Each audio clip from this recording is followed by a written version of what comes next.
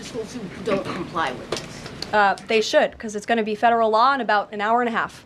So your colleague to your right, to my Thanks, left. Caroline. Yes. Taylor with Spectrum News. You talked a bit about Doge. Elon Musk is currently a, quote, special government employee who also owns companies that have billions of dollars in federal contracts. You said earlier this week that he has abided by all applicable federal laws, but what steps is the Trump administration taking to address that conflict of interest? The president was already asked and answered this question this week, and he said if Elon Musk comes across a conflict of interest with the contracts and the funding that Doge is overseeing, then Elon will excuse himself from those contracts. And he has, again, abided by all applicable laws. In the back left, go ahead.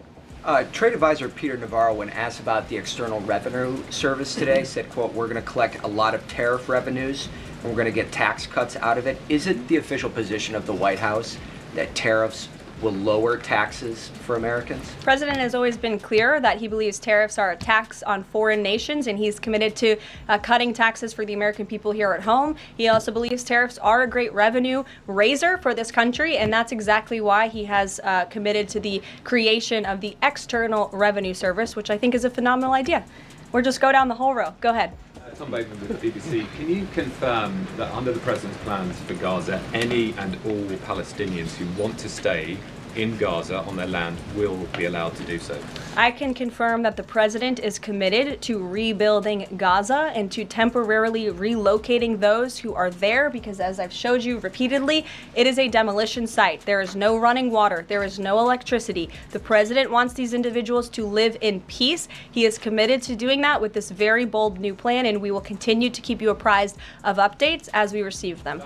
Ed Lawrence, go ahead. Yes, go ahead, Ed. I appreciate it. Thank you.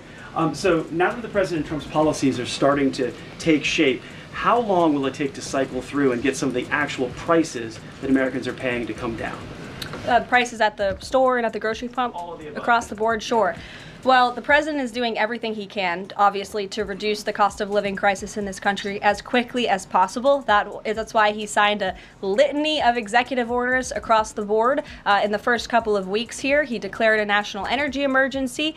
He committed to cutting 10 regulations for every new one on the book. As you know, working for a Fox Business-related outlet, deregulation and energy independence are huge drivers of reducing inflation in this country. And I think Americans can be assured by the results President Trump had in his first term, when again inflation was 1.4% when he left office. But is it months or is it a year? And will Americans have the patience to wait for it? I don't have a timeline, but the president is doing everything that he possibly can to reduce cost of living for Americans at home. Phil Wegman. Thank you. Is it worth risking the life of a single U.S. Marine to turn the Gaza Strip into the Riviera of the Middle East? Phil, I'm not sure why you're asking me that question because I've already said the president has not committed to sending Marines or any boots on the ground in Gaza. We'll bring it to the front row. Ed O'Keefe. Good to see you again here in the front row, Caroline. Two things.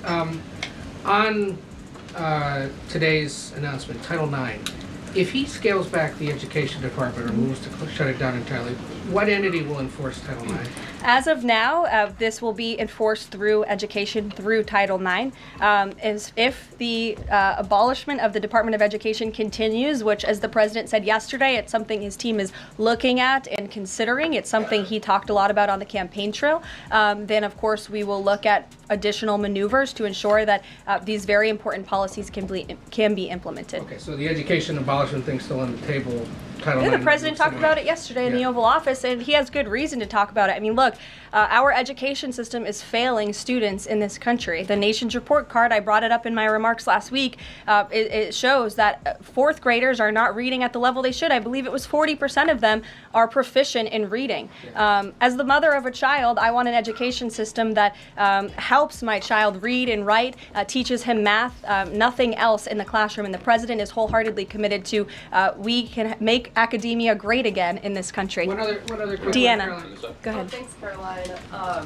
Does the president, is he looking at offering anything to these Arab countries that take in Palestinians? Is he willing to give them anything in return?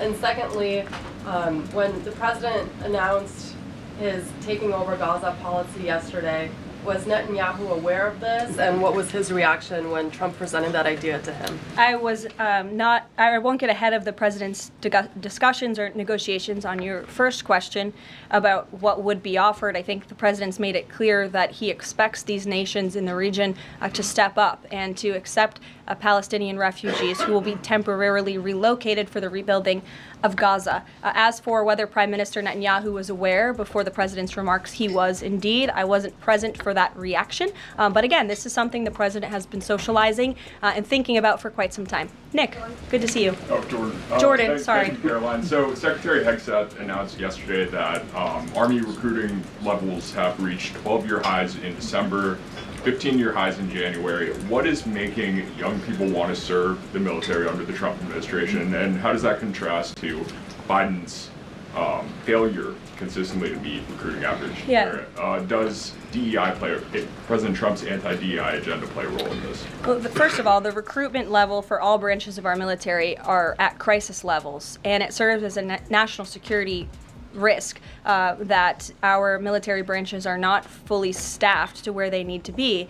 And I do believe it's a culture problem within these institutions that the president is very much committed to fixing, as emphasized by the executive orders he has signed to root DEI out of the military. And I think when young men and women who are honorably signing up to serve in our nation's military see somebody like Pete Hegseth, the new Secretary of Defense, who is a proven warfighter, who risked his life in battle for this country, who understands what it means to deploy and to defend the Constitution and your nation abroad and to put your life on the line. When they see a leader like that, and a leader like President Trump, who is committed to peace through strength, that's very inspiring. And we look forward to seeing those recruitment numbers and retention numbers skyrocketing over the next 4 years. And I know Pete Hegseth is committed to increasing recruitment at all branches of the military. I would defer you to the Department of Defense on exactly what he plans to implement. Jeff. Thanks very much. Two questions. One, the president yesterday used the word permanent for permanently resettle Palestinians. I hear you saying temporarily today. Is that a shift or a specific change that you want to highlight?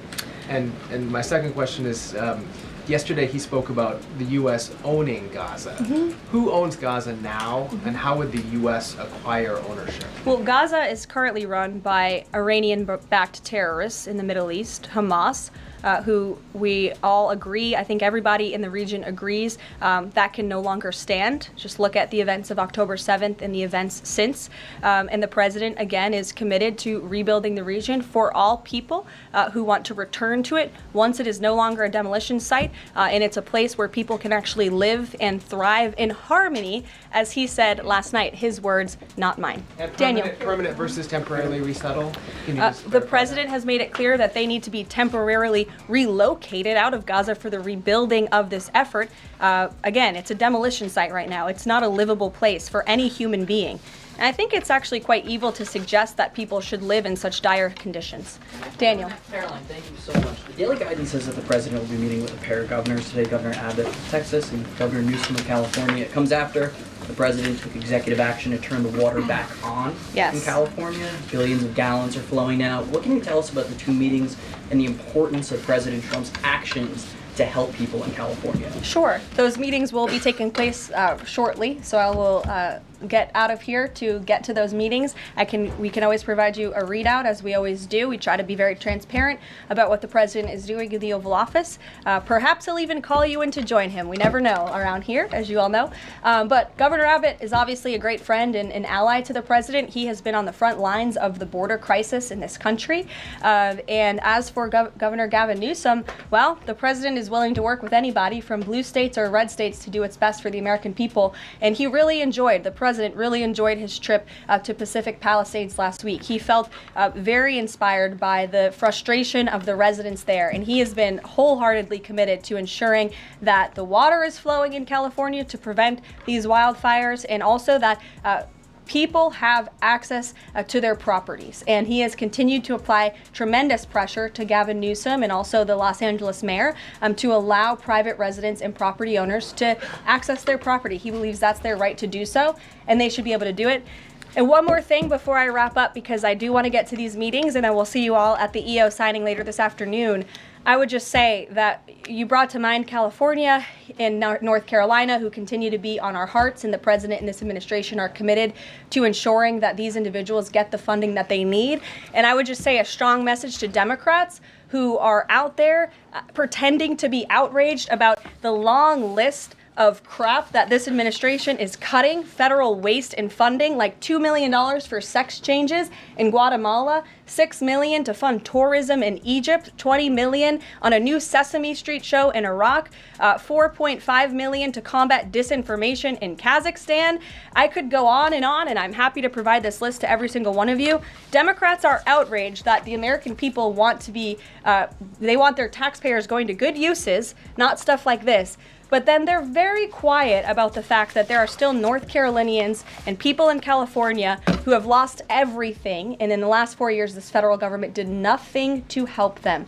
This president will continue to put Americans first, and I think the successes of this week so far speak to that, and it's only Wednesday. So I'll see you guys later this week, and we'll